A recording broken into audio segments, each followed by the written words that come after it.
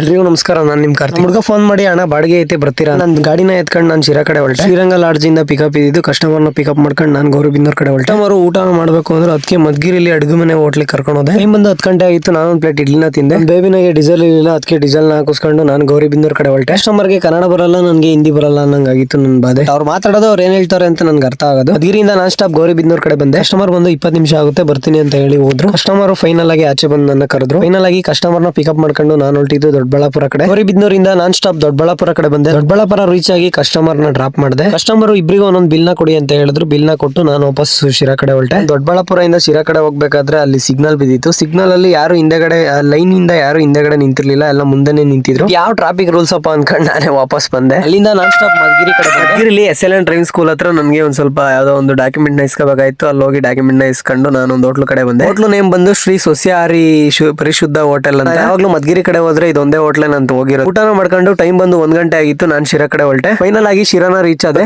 Matter ಇಷ್ಟೇ friends, ನಾಳೆ ಸಿಗೋಣ.